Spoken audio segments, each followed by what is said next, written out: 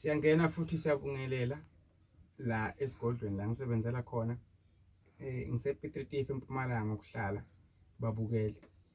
Ngithanda ukubonga nje kakhulu ukuthi lapha eSoweto sifike saphatheka kahle kakhulu, sasiza abantu, sabenzela konke abakufunako, zaphela ngiwasho zonke nentambo konke abantu bakufaka konke bakufuna. Sizobuya nge-2 zika-October lapha eSoweto. Siphatha konke okufunako, sifike sicale ngekukhuleka sithandaze ngo-9 o'clock.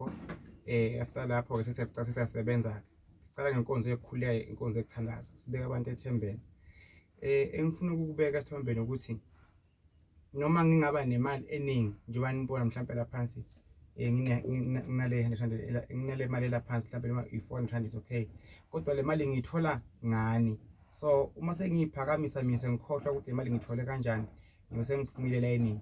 Uma sengikukhulekisile ngakuthandazela, abakini bakukhanyisela, baveza imali, baveza inhlanhla kwaphumelela, ungakhohlwa ukuthi le ndlela uphumele ngayo uphumelele kanjani.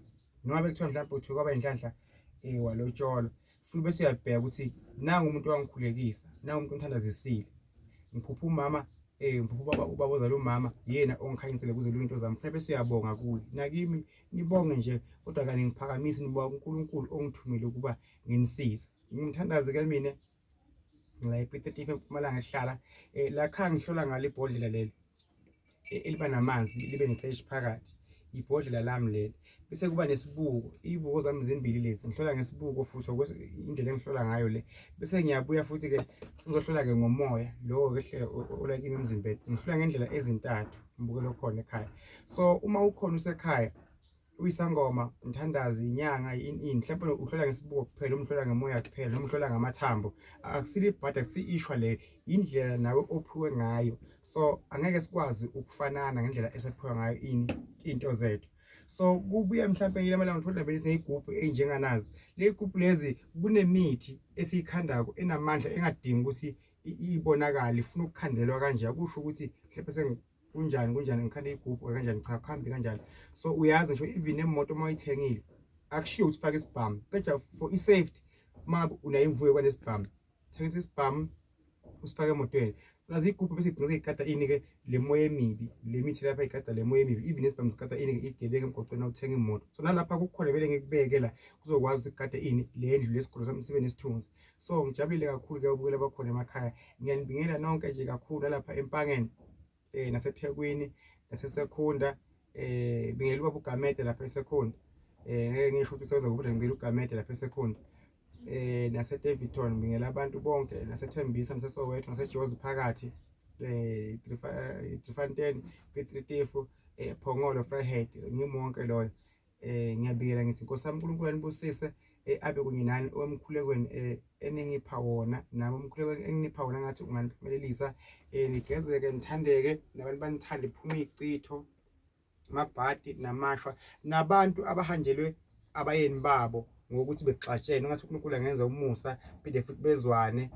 Nabahanjelwe ihlobo zabo eyishonile ngathi uNkulunkulu angabaduduza. Nomuntu ohanjelwe unkosikazi wakhe ngendlela engamjabulisi, ngathi angabuye emva abone iphutha noma babone amaphutha. Impilo nje ibe mnandi phambili, yebo izibe mnandi yonke indawo, kodwa ngathi uNkulunkulu angasibusisa namakhaya esiphuma kuwo singawakhohlwa, futhi singawalibali. So ngiyandithanda kakhulu kwela bakhona emakhaya, ngikhona kakhulu mina emthandazweni nasekukhulekweni. So ngiyanibonga nje esengenzele kona, engenzele kona yini ukungikhulekisa nokungilandela. Nigcwalise ipage lami la ka-YouTube, abanye ba-subscribe, utshele nabaye ba-subscribe. Ngimthanaze nami sekukhona engibabizile ngithi aba-subscribe kuphi epageni lakho. Nami ngizobele kunje ngiphosa umkhuleko, ungathumela igama lakho nesibongo, Mthanaze ngikhulekise, nazi inkinga engibhekene nazo, bese uyabonga phela Nkosi yami. Phinde futhi uthandaze nawe, uphahle, ucela abakini abalele bakukhanyisele ukuba engikwenzela kona mina kuphumele. Inkosi ibusise embukelo khona ekhaya, umhlaba wonke jikelele. Ngithi uNkulunkulu akanithande, nami futhi ngiyanijabulela. Mzangoma, makhosi amakhulu, abafundisa, abathandazi, amagedla, wonke umuntu lapha endawo ukuthi uNkulunkulu nje ambusise ngakonke akwenzako. Sibe nenhliziyo ezinhle ngane zakwethu, siyawuphumelela. As long sisaphila emhlabeni, singakafi, singakayi emgodini, sizawuzama kumosheke, sizame ukuze kugcine njani kulungile. Ungasho ukuthi mina mina ngibona mehluko empilweni nami, ukuze ubone ufuna kuthembe wena, ulungise amagwegwe akho, uzawuhamba ngendlela ofuna ngayo, yonke into ikhanye, lingeni lehlobo, imizi yabethelwa, umuzi uyachelwa, ekhaya kuyabhunyiswa, umuthi okusiza wena, iwasho zikusiza wena. uNkulunkulu ugade yonke into oyenza-ke empilweni yakho. Inkosi ibusise mbukelo khona ekhaya. Ungakhohlwa uyakwazi ukuthi ubhukhe lapha bamadikizela enomborweni yakhe, ukwazi ukuthi ukushaya ley'2 nawe ube sekucelela ebhukwini. Ngiveka ukuthi sekubhukhe 14 ngokumanje, so make sure ukuthi noya lapha uphatha imali enganga-250 ukuhlola nasifika kuphi eJozi. Nangihlola ngasefonini nakhona 250, nangifika so 250. Nawufika la ekhaya ebayeni 100 rand ukuhlola. Nangisuka mina ngeGoli 250, efonini 250. Inkosi ibusise khona iwasho zala ekhaya, zonke iwasho zala ekhaya cha malini 200 ziphezulu, ziyakusiza. Inkosi ibusise, ngiyabonga.